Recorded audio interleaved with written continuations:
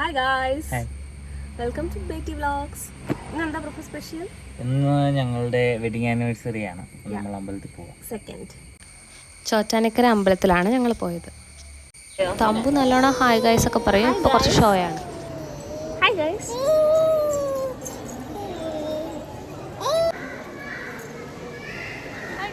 Hi guys.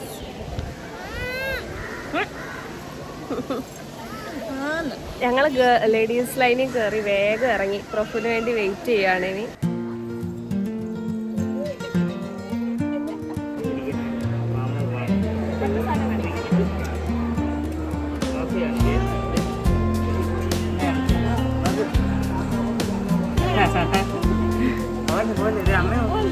Hi, ഒരു hi തരോ?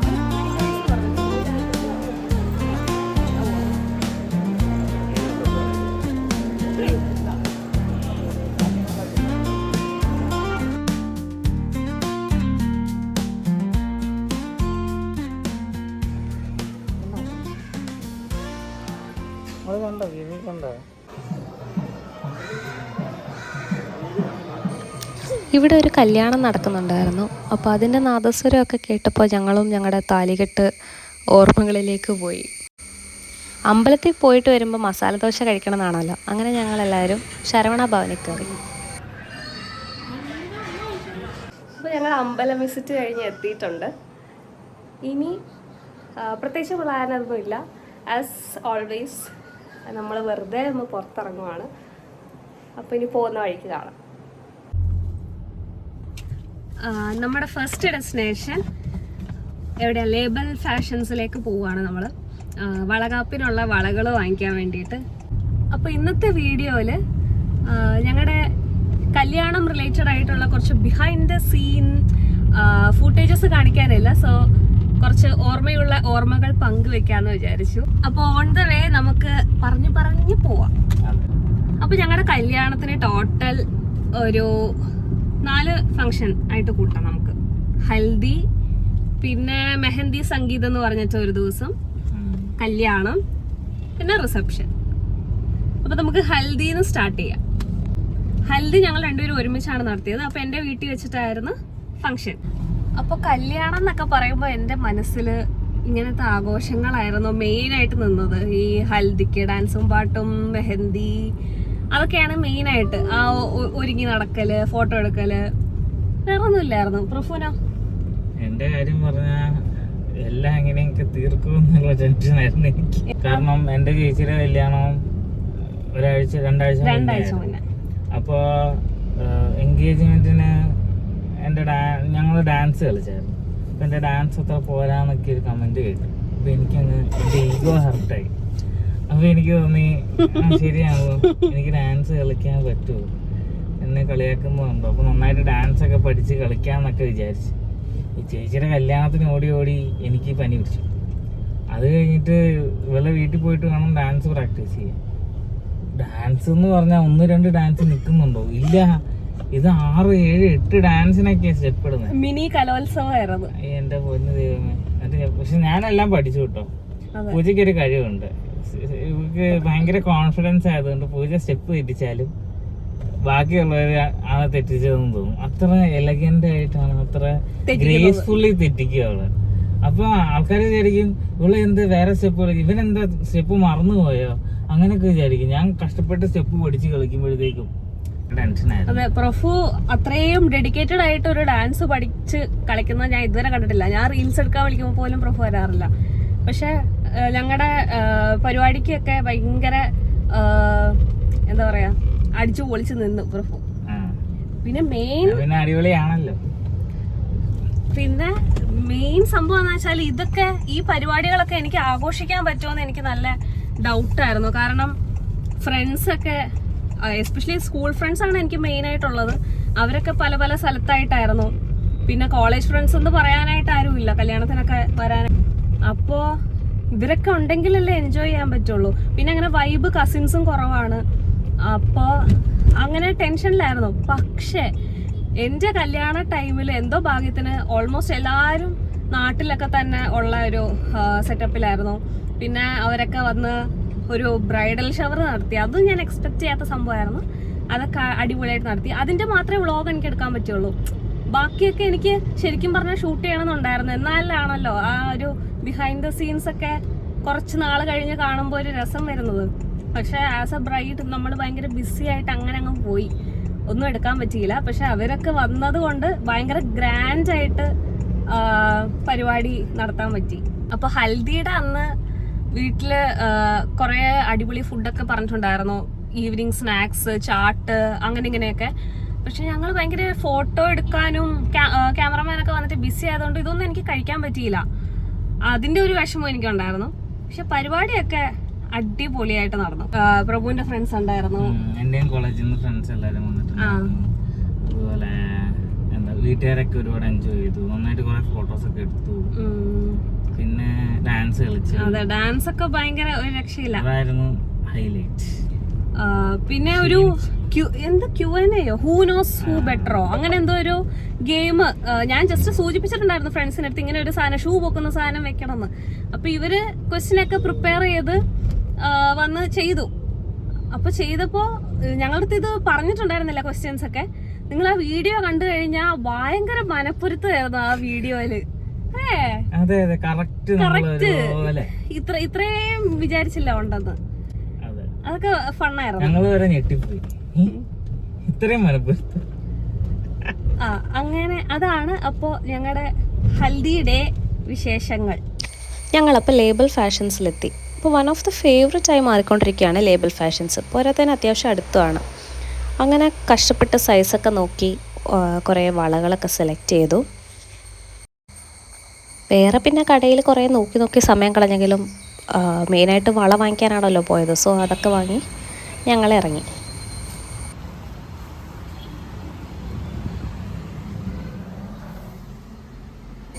പിന്നെ ഉച്ചയ്ക്കൊരു ലേറ്റ് ലഞ്ചിന് പോയത് കുബാബയിലാണ്. വീക്ക് ഡേ ആയിട്ട് പോലും അവിടെ ഭയങ്കര തിരക്കായിരുന്നു. പിന്നെ ഞങ്ങൾ അടിപൊളി മന്തിയൊക്കെ കഴിച്ച് അവിടെ നിറങ്ങി. ഈയിടെയായിട്ട് എനിക്ക് മന്തി എന്നല്ലാതെ വേറൊരു ചിന്തയില്ല ഗൈസ്. പിന്നെ ഞങ്ങൾ ലെൻസ് കാർട്ടിലേക്കാണ് പോയത്. പ്രഭുവിനൊരു ഗ്ലാസ് മാറ്റി വാങ്ങിക്കാനുണ്ടായിരുന്നു. സോ ആനിവേഴ്സറി ഗിഫ്റ്റ് എന്നൊക്കെ പറഞ്ഞ് എനിക്ക് ഒരു കൂളിംഗ് ഗ്ലാസ് കിട്ടി.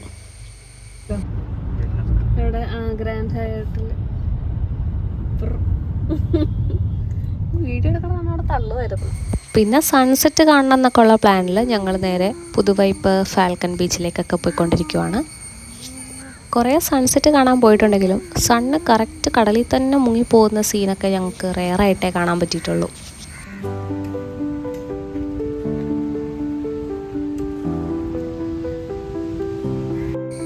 അപ്പോൾ ഗൈസ്, കല്യാണത്തിന് തലേ ദിവസം മെഹന്തി സംഗീതം എന്ന് പറയുന്ന ഒരു ചെറിയ ഫംഗ്ഷനായിരുന്നു.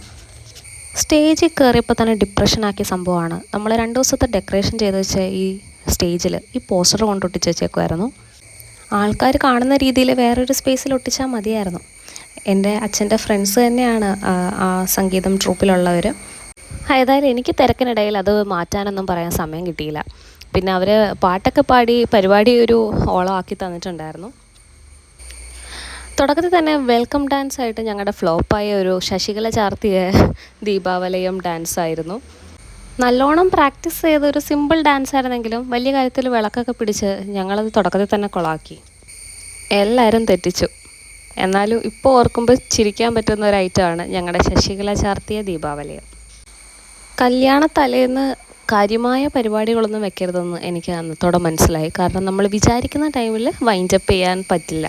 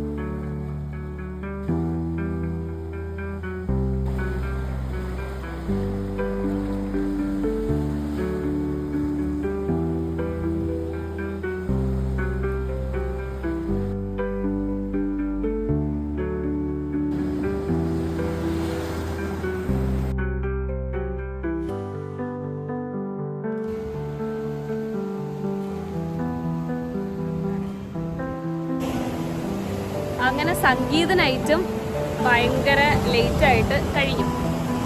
പിന്നെ ലേറ്റായിട്ട് കഴിഞ്ഞു. പ്രഭുവിൻ്റെ വീട്ടിൽ നിന്ന് എല്ലാവരും പോയി. പ്രഭു കുറച്ചു നേരത്തേക്ക് വെള്ളം കുടിക്കാൻ എൻ്റെ വീട്ടിൽ കയറിയത്. അപ്പം പ്രഭുവിനെ അവർ കൊണ്ടുപോകാൻ മറന്നുപോയി. അങ്ങനെ ഒരു 11-11:30 ആകുമ്പോൾ ചെറുക്കനെ പെണ്ണിൻ്റെ വീട്ടിൽ നിന്ന് എടുക്കാൻ ആൾക്കാർ വന്ന് അങ്ങനെ കൊണ്ടുപോയി. അപ്പോൾ അങ്ങനെ ഫൈനലി നെക്സ്റ്റ് ഡേ നമ്മുടെ കല്യാണം ഡേ ആണ്. പ്രഭുവിൻ്റെ വീട്ടില് മേക്കപ്പ് മാൻ വന്നല്ലേ? അതെ, എൻ്റെ വീട്ടിലെല്ലാവരെയും ഒരുക്കി. ചേച്ചി, അമ്മ, കൊച്ചമ്മ, അപ്പച്ചിമാര്, അച്ചോള്, എല്ലാവരും. പുള്ളി അങ്ങ് കയറി അങ്ങ് ഓടി നടന്ന എല്ലാവരെയും പിടിച്ച് മേക്കപ്പ് ചെയ്തു. അമ്മാവന്മാരും അങ്കിളുമാരും ചേട്ടന്മാരും എല്ലാവരും മേക്കപ്പ് ചെയ്തു. എന്നിട്ട് നേരെ നമുക്ക് മണ്ഡപത്തിൽ വന്നു. എന്നിട്ട് എങ്ങനെയായിരുന്നു? ഞാനെത്തിയ കഥ പറയട്ടെ. നമ്മൾ മേക്കപ്പ് ആർട്ടിസ്റ്റ് പറയുന്ന സമയത്ത് ശരിക്കും നമ്മൾ പാർലറിൽ എത്തണം. ഒരു 1/2 hour ഡിലേ ഉണ്ടാക്കിയത് മുഹൂർത്തം വരെ തെറ്റിക്കുന്ന ഒരു ഡിലേ ആയിപ്പോയി. അതായത് ഞാൻ ഡിലേ ആയിട്ടാണ് ഇവിടെ പാർലറിൽ എത്തിയത്, ഒരു അരമണിക്കൂർ. അപ്പോൾ എനിക്ക് രാവിലെ 9 മണിക്ക് മുന്നേ വീട്ടിനകത്ത് കയറേണ്ടതായിരുന്നു. പക്ഷേ ട്രാഫിക്കും മേക്കപ്പും എല്ലാം കഴിഞ്ഞ് വീട്ടിലെത്തുമ്പോൾ പട്ടി വരുന്നു. അങ്ങനെ ട്രാഫിക്കും മേക്കപ്പും എല്ലാം കഴിഞ്ഞ് വീട്ടിലെത്തുമ്പോൾ 9 മണിയായി. സോ വീട്ടിനകത്ത് നമുക്ക് കയറാൻ പറ്റില്ല, ഈ ദക്ഷിണയൊക്കെ കൊടുക്കാനായി. അപ്പോൾ ഞങ്ങളുടെ ക്യാമറാമാനൊക്കെ വീടിൻ്റെ പുറത്ത് തന്നെ നിന്ന് കുറേ ഫോട്ടോസൊക്കെ എടുത്തു. അപ്പോൾ വീടിൻ്റെ പുറത്ത് വെച്ചിട്ടാണ് ദക്ഷിണ കൊടുക്കലും കാര്യങ്ങളൊക്കെ. അപ്പോൾ അതിലൊരു കോമഡി എന്ന് വെച്ചാൽ ഈ ക്യാമറാമാൻ ആണെങ്കിൽ ഓരോ ഫോട്ടോ എടുക്കുമ്പോഴും എൻ്റെ അടുത്ത് വാവ് അങ്ങനെ ചെയ്യും ഇങ്ങനെ ചെയ്യും, അത് അടിപൊളി കിട്ടു അങ്ങനെയൊക്കെ പറഞ്ഞ് കുറേ ഫോട്ടോ എടുത്തു. ആൽബം കിട്ടിയപ്പോൾ അതിനകത്ത് എൻ്റെ ടൈമിൽ പട്ടി വെള്ളം കുടിക്കാത്ത ഫോട്ടോസ് കുറേ എണ്ണം അങ്ങനെ കുറേ പറ്റി. അങ്ങനെ അവസാനം ഞങ്ങൾ മണ്ഡപത്തിലെത്തി. അത് കറക്റ്റ് ടൈമിനെത്തി കേട്ടോ. അപ്പോൾ അവിടെ മണ്ഡപത്തിലല്ല, ഓഡിറ്റോറിയത്തിലെത്തിയെന്നാണ്. ഓഡിറ്റോറിയത്തിലെത്തി. കുറേ നേരം ടൈം ഉള്ളതുകൊണ്ട് നമ്മൾ അവിടെ നിന്ന് ഫോട്ടോ എടുത്തു. നമ്മൾ രണ്ടുപേരും ഫോട്ടോ എടുത്തു. പിന്നെ ഒരു മഴയൊക്കെ പെയ്തു. അങ്ങനെ മഴയത്ത് കുറെ നല്ല ഫോട്ടോസ് ഒക്കെ കിട്ടി. അത് നല്ല രസമായിരുന്നു. അത് കഴിഞ്ഞ് ഞങ്ങൾക്ക് 12:30 എന്തോ ആയിരുന്നു. പട്ടി ഉണ്ടോ നോക്കണം. 12:30 എന്തോ ആയിരുന്നു മുഹൂർത്തം. അപ്പോൾ ഞാൻ ഇവിടെ ഒരുങ്ങുന്ന റൂമിൽ നിൽക്കുക. ഇവരൊക്കെ സ്റ്റേജിൽ 12:30 ആണ്. അപ്പോൾ എന്നിട്ട് അതിൽ ഏറ്റവും വലിയ കോമഡി എന്ന് വെച്ചാൽ ഫസ്റ്റ് ഓഫ് ഓൾ നമുക്ക് താലം പിടിക്കാനായിട്ട് 11 പേര് വേണം. അപ്പോൾ ഈ 11 പേരെ ഞാനും മമ്മിയും ഇവിടെ എത്തി. 11 പേരെ ഞാനും മമ്മിയും കൂടി മനസ്സിൽ ഉറപ്പിച്ച് വെച്ചു. പക്ഷേ കോമഡി എന്താണെന്ന് വെച്ചാൽ ഇത് അവരോട് പറയാൻ മറന്നുപോയി. അങ്ങനെ മുഹൂർത്തം ആയപ്പോഴേക്കും 11 പേരെ കാണാനില്ല. ഏതാ 11 പേരെന്നൊക്കെ പറഞ്ഞിട്ട് മമ്മിക്ക് ഭയങ്കര കൺഫ്യൂഷൻ. മമ്മി മറന്നും പോയി. അങ്ങനെ പെട്ടെന്ന് അനിയൻ്റെ ക്ലാസ്സിലെ കുറേ ഗേൾസിനെ പിടിച്ച് നിർത്തി. എൻ്റെ ക്ലാസ്സിലെ ഗേൾസിനൊട്ടും കാണാനില്ല. കാരണം അവരെവിടെയായിരുന്നു? അവരെൻ്റെ കൂടെ റീൽസ് എടുക്കുമായിരുന്നു.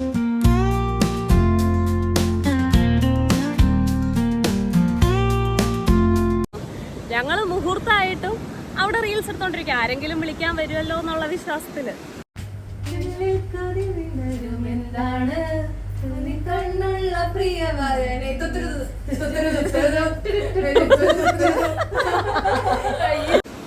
അങ്ങനെ മുഹൂർത്തത്തിനൊരു 5 മിനിറ്റ് മുന്നേ എന്നെ വിളിക്കാൻ വന്നു. അത് പ്രഭുവിന്റെ ചേച്ചിയെ കൂടി ചേർന്നിട്ടാണ് വിളിക്കാൻ വന്നത്. കാരണം എന്താ, ഞാൻ സ്റ്റേജിൽ നിൽക്കുക. ഞാൻ കല്യാണം കഴിക്കാൻ റെഡി ആയിട്ട് സ്റ്റേജിൽ പോയി നിൽക്കുക. ആളെ കാണാനില്ല. ഞാൻ മാറ്റി നോക്കുക. 5 മിനിറ്റ് ദൈവമേ, 5 മിനിറ്റിൽ ഇനി എത്തുമോ? അപ്പൊ ഈ മറ്റേ കിയാറാധ്വാനിയുടെ ഒക്കെ കല്യാണത്തിന് ഇങ്ങനെ സമയമൊക്കെ നോക്കി നിൽക്കൂലേ, അത് കറക്റ്റ് അങ്ങനെ ഞാൻ അവിടെ നിന്ന് ശരിക്കും സമയം നോക്കി. ഇവിടെ കാണാനില്ല. ഓടി. എന്നിട്ട് ഫൈനലി ഇത് പിടിച്ചാൽ എനിക്ക് കൈ വരടക്കണം. അവിടെ പിടിച്ചോ. അങ്ങനെ ഫൈനലി ഞാൻ മണ്ഡപത്തിലേക്ക് നടന്നു വരുവാ. അപ്പോൾ എൻ്റെ ഹൃദയം പൊട്ടുന്ന അടുത്ത വിഷയം, ഞാനാണെങ്കിൽ ഇതുവരെ മ്യൂസിക് ഡൗൺലോഡ് ചെയ്യാനോ അതിരുന്ന് കയറ്റി കമ്പ്യൂട്ടറിൽ കയറ്റി അതൊരു സ്ഥലത്ത് പ്ലേ ചെയ്യാനോ ഇത്രയും എഫേർട്ട് എൻ്റെ ലൈഫിൽ ഇട്ടിട്ടില്ല. കുറേ ഡാൻസ് പെർഫോമൻസ് ഒക്കെ ചെയ്യുന്നതാണെങ്കിൽ പോലും. പക്ഷേ കല്യാണത്തിൻ്റെ അന്ന് സ്റ്റേജിലിടാനും എൻ്റെ എൻട്രൻസിന് കയറി വരുമ്പോൾ ഉള്ള സോങ്ങും ഒക്കെ ഞാൻ സെറ്റ് ചെയ്ത് ഒരു പെൻ ഡ്രൈവിലാക്കി കൊടുത്തിട്ടുണ്ടായിരുന്നു. ഞങ്ങളുടെ ഓഡിറ്റോറിയം ആളുടെ അടുത്ത്. അപ്പോൾ കല്യാണം വൈബിലുള്ള സോങ്സ് ആണ് ഫുള്ള്. അപ്പോൾ ഓഡിറ്റോറിയം ഫുള്ള് അതിങ്ങനെ മുഴങ്ങി നിൽക്കണം എന്നുള്ളൊരു ആഗ്രഹത്തോടെ കൊടുത്തതാണ്. അപ്പോൾ അത്രയും സെറ്റ് ചെയ്ത് കൊടുത്തു. അന്ന് ആ മണ്ഡപത്തിൽ അത് പ്ലേ ചെയ്യാൻ പറ്റുന്നില്ല. അപ്പോൾ ഈ മണ്ഡപത്തിൻ്റെ ഓണർ കുറച്ച് സ്ട്രിക്റ്റ് ആളാണ്. അയാൾക്ക് നമ്മൾ ഓഡിറ്റോറിയം ബുക്ക് ചെയ്യുമ്പോൾ തന്നെ ഒരു സരസ്വതി സ്തുതിയുണ്ട്, സ്തുതി എന്നല്ലേ പറയുന്നത്, അത് ഇട്ടാൽ മതി എൻട്രൻസിൽ നിന്ന്, അങ്ങേരൊരു ഒപ്പീനിയൻ പറഞ്ഞു. പക്ഷെ എൻ്റെ മനസ്സിൽ മറ്റേ എന്താണ് ഒരു പാട്ടില്ലേ ബ്രോപ്പോ, തോരണം ആ സംഭവം ഇടണം എന്നായിരുന്നു. ഞാൻ അതൊക്കെ കുറേ ഇമാജിൻ ചെയ്ത് വെച്ചേക്കുമായിരുന്നു മനസ്സിൽ. അങ്ങനെ പാട്ട് പ്ലേ ആവുന്നില്ല എന്ന് പറഞ്ഞു. അങ്ങനെ എൻ്റെ അനിയൻ ഓടിപ്പടച്ച് ഏതൊക്കെയോ ലാപ്ടോപ്പൊക്കെ ഒപ്പിച്ച് എന്നിട്ടും പാട്ട് റെഡി ആവുന്നില്ല എന്ന്. അപ്പോൾ എനിക്ക് ആ ഓണറിന് നല്ല ഡൗട്ടുണ്ട്, മനഃപൂർവ്വം ഇടാത്തയാണോ. അങ്ങനെ ഞാൻ കയറി വരുന്നത് ഒരു സരസ്വതി സ്തുതി സംഭവം കൊള്ളായിരുന്നു. പക്ഷേ ഞാൻ ഒരുപാട് എക്സ്പെക്ട് ചെയ്തത് മറ്റേ പാട്ടായിരുന്നു. അങ്ങനെ അതിൽ കയറി വന്നിട്ട് പിന്നെ ഓഡിറ്റോറിയത്തിൽ പ്ലേ ചെയ്തത് നാദസ്വരം, പിന്നെ അതിനുശേഷം സിനിമ സോങ്സ്, അങ്ങനെയൊക്കെ.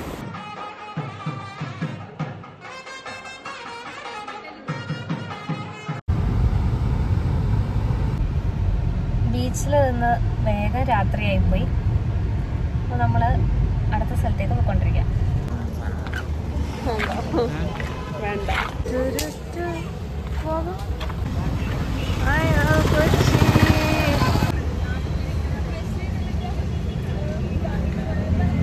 അങ്ങനെ ഫൈനലി ഞാൻ മണ്ഡപത്തിലെത്തിയപ്പോൾ അവിടെ ലോക മണ്ടന്മാരായ 2 പൂജാരിമാരാണ് ഉണ്ടായിരുന്നത്. അപ്പോൾ ഒന്നാമത് മുഹൂർത്തം തെറ്റിയിട്ട് എനിക്കും ടെൻഷനായി. എനിക്ക് മനസ്സിലായി സമയം ആവാറായി, എപ്പോഴാ കെട്ടണ്ടേ, എപ്പോഴാ ചടങ്ങ് സ്റ്റാർട്ട് ചെയ്യാൻ ആരെങ്കിലും പറയണ്ടേ ഇൻസ്ട്രക്ഷൻ.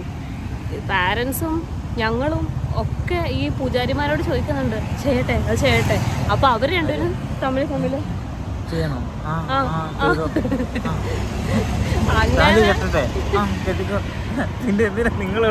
അത് തന്നെ. അങ്ങനെ 2 മണഗുണാഞ്ചന്മാരായിട്ടുള്ള പൂജാരിമാരായിരുന്നു. അങ്ങനെ ഫൈനലി മുഹൂർത്തം തെറ്റിയിട്ടാണെങ്കിലും കെട്ടിയെന്ന് തോന്നുന്നു അല്ലേ? കെട്ടി.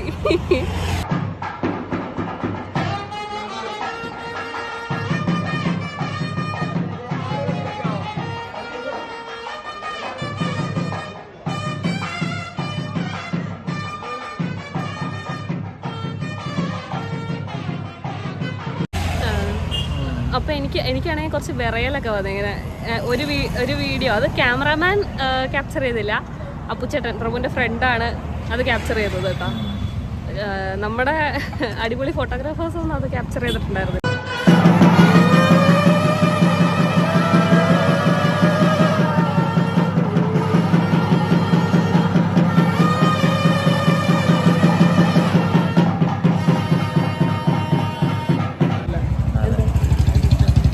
അങ്ങനെ കരഞ്ഞതല്ല, ചെറുതായിട്ട് പക്ഷെ കണ്ണ് നിറഞ്ഞ് ഇങ്ങനെ ഒന്ന് വിതുമ്പി.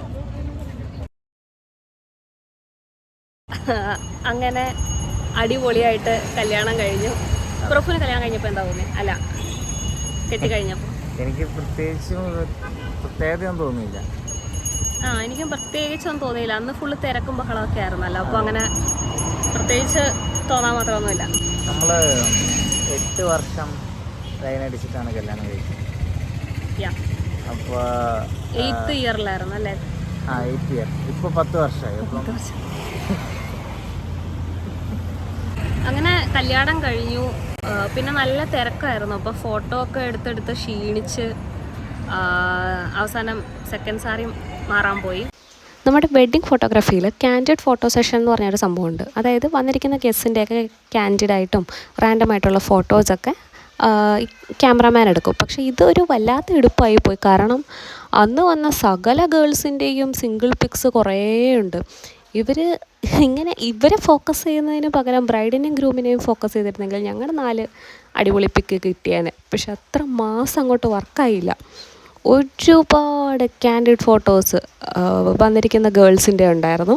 നല്ലതൊക്കെ ഞാൻ അവർക്ക് അയച്ചു കൊടുത്തിട്ടുണ്ട്. സെക്കൻഡ് സാരിയുടെ പക്ഷേ ഡ്രേപ്പിങ്ങും അതുപോലെ ഓർണമെൻറ്റ്സ് അറേഞ്ച് ചെയ്തതൊക്കെ ബോറായിരുന്നു.